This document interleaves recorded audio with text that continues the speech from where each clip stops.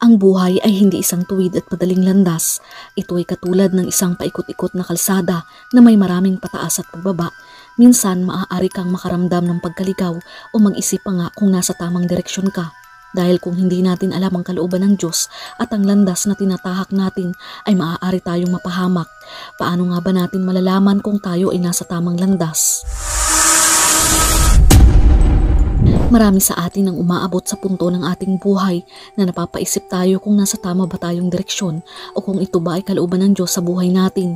Ito ay dahil nag-aalala tayo na baka sa dulo ng ating tinatahak na landas ay kapahamakan pala ang nakaabang. Ngayon ay narito ang 7 palatandaan na ikaw ay nasa tamang landas at dapat kang magpatuloy. Number 1, ang pakiramdam ng kapayapaan. Ang pakiramdam na may kapayapaan ay nangangahulugan na ikaw ay nasa tamang landas, hindi puno ng takot, pangamba at pagdududa. Dahil kapag meron tayong kapayapaan sa ating puso, ibig sabihin nagtitiwala tayo sa ating Diyos at hindi tayo nagtitiwala sa ating sarili lamang. Sa Isaiah chapter 26 verse 3, binibigyan mo ng lubos na kapayapaan ang mga may matatag na paninindigan at sa iyo'y nagtitiwala. Base dito, ang tunay na kapayapaan ay nagmumula sa pagtitiwala sa Diyos na anuman ang pinagdaraanan mo na pagsubok sa buhay, ikaw ay punong-puno pa rin ng kapayapaan. Kaya kung wala kang kapayapaan sa buhay mo, malamang na ikaw ay nasa maling landas. Sabi sa Philippians chapter 4 verse 6-7, huwag kayong mag-alala sa anumang bagay. Sa halip, ilapit sa Diyos ang lahat ng pangangailangan nyo sa pamamagitan ng panalangin na may pasasalamat. Kapag ginawa nyo ito, bibigyan kayo ng Diyos ng kapayapaan na siyang mag-iingat sa puso ninyo at pag-iisip dahil kayo'y na kay Kristo Jesus. Ikalawa, hindi ka nag-aalala sa kung ano ang iniisip ng iba. Sa landas na iyong tinatahak, nakakaramdam ka ng kakontentuhan. Hindi ka naghahanap ng validation sa ibang tao. Hindi mo na kailangan ng patuloy na katiyakan sa ibang tao dahil mas importante sa iyo ang parangalan ng Diyos. Alam mo na ngayon na hindi ka dapat maging people pleaser o gumagawa ka ng mga bagay para lamang tanggapin at kalugdan ka ng ibang tao katulad ng mga bagay na layo sa Diyos. Kung ikaw ay nasa tamang landas, mas alam mo na ang layunin mo ay para sa ikaluluwalhati ng Diyos at hindi sa mga tao sa paligid mo. Alam mo na ang kalugod-lugod sa mga tao ay maaaring humantong sa walang hanggang pagkahiwalay sa Diyos.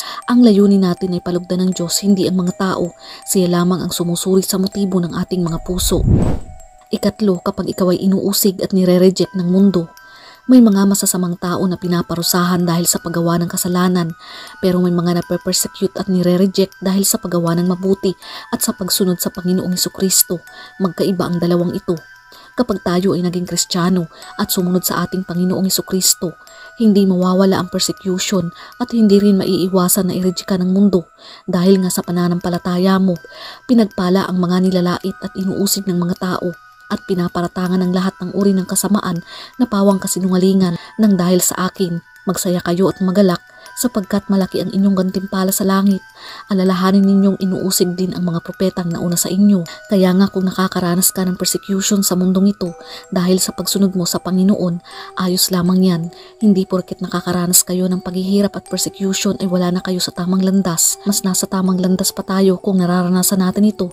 Kaya nga sabi ng Panginoong Yesus na sa mundo na ito ay magdaranas tayo ng kapigatian. Sa Juan chapter 16 verse 33, sinabi ko ito sa inyo upang sa akin ay magkaroon kayo ng kapayapaan sa sanlibutan. Haharap kayo sa panguusig, ngunit lakasan ninyo ang inyong loob na daig ko na ang sanlibutan.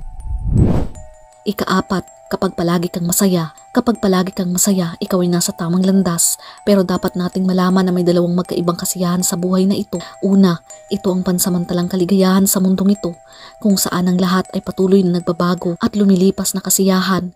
Ito ang kadalasang nagmumula sa mga material na bagay, tagumpay, relasyon o kasiyasiyang gawain. Samantalang ang isang tunay na kaligayahan ay nag-aalok ng pagmatagalang kasiyahan. Ang kaligayahang ito ay hindi matutumbasan ng kahit anong bagay, kundi nanggagaling lamang sa Panginoong Hesukristo. Tandaan na kapag tayo ay sumusunod na sa Panginoong Hesukristo, tayo ay may kasiyahan dahil alam natin na meron na tayong buhay na walang hanggan. Ano man ang pinagdaraanan mo sa iyong buhay, hindi ka nag-aalala at natatakot, kundi palagi kang masaya dahil alam mong meron ka ng pupuntahan pagkatapos ng kamatayan at iyon ay sa piling ng ating Panginoong Hesukristo. May mga tao na mayayaman na nasa kanila na ang lahat pero hindi pa rin masaya. Ito ay dahil wala silang kakontentuhan sa buhay na sa Panginoong Hesukristo lamang nila matatagpuan. Sabi sa Salmo chapter 37 verse 4, sa Panginoon mo hanapin ang kaligayahan at ibibigay niya sa iyo ang iyong ninanais. Ikalima, kapag hindi ka na umaasa sa sarili mo. Nasa tamang landas ka kapag hindi na umaasa sa sarili mo lamang. Hindi ka umaasa sa iyong kayamanan, sa narating mo, sa iyong talino at sa iyong lakas man. Nasa tamang landas ka dahil nagtitiwala ka sa Panginoong Jesucristo na hindi mo ito makukuha o magagawa kung hindi dahil sa kanyang kabutihan. Tandaan na nasa tamang landas ka kung patuloy kang nagtitiwala sa Diyos. Hindi ka na naghahangad sa mga plano mo pero nagtitiwala ka sa kalooban ng Diyos sa buhay mo. Sa Kawikaan chapter 3 verse 5 to 6, magtiwala ka ng buong puso sa Panginoon at huwag kang manalig sa iyong sariling karunungan. Alalahanin mo ang Panginoon sa lahat ng iyong ginagawa at ituturo niya sa iyo ang tamang landas. Ika-6, kapag dumaraan ka sa mga pagsubok.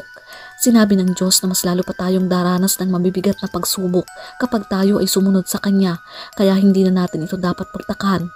Ito ay dahil inaatake ka ng kalaban at nang sa ganun ay mapigilan ka sa paglakad mo sa Diyos. Ang talagang inaatake ni Satanas ay ang mga taong mga mananampalataya ng ating Panginoon. Dahil alam niyang nasa tama kang landas, gagawa siya ng iba't ibang paraan para ang maling landas ang iyong tahakin. Normal lamang ang pagsubok dahil pinapatatag ka sa pananampalataya. Sa Corinto chapter 10 verse 13, walang pagsubok na dumarating sa inyo na hindi nararanasan ng ibang tao, ngunit maaasahan natin ang pangako ng Diyos na hindi niya tayo pababayaang subukin ng higit pa sa ating makakaya. Kaya kung dumaranas kayo ng pagsubok, gagawa siya ng paraan para mapagtagumpayan ninyo ito. Number 7, maraming pagbabagong nagaganap sa buhay mo. Nasa tamang landas ka kung marami ng magagandang pagbabago sa buhay mo. Hindi ka na katulad ng dati. Sa madaling salita, hindi ka na namumuhay sa kasalanan at pinagsisikapan mo ng sumunod palagi sa kalooban ng Diyos. Sinasabi sa atin ng Biblia na ang mga mananampalataya ng Panginoong Jesucristo ay hindi na nabubuhay para sa kanilang sarili lamang. Hindi na makamundo ang pamumuhay kung palagi kang lumalaki at natututo. Nangangahulugan iyon na ikaw ay nasa tamang landas.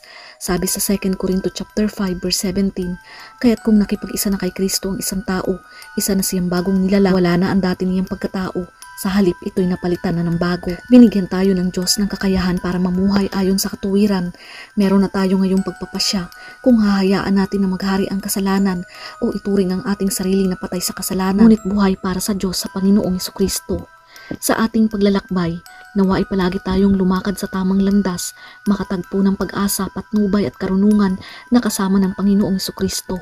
Sa Kawikaan chapter 3 verse 6, hanapin ang kanyang kalooban sa lahat ng iyong ginagawa at ituturo niya sa iyo kung aling landas ang iyong tatahakin. Muli po sana ay meron kayong natutunan. Patuloy nating ipalaganap ang mabuting salita ng Diyos. Ingat and God bless.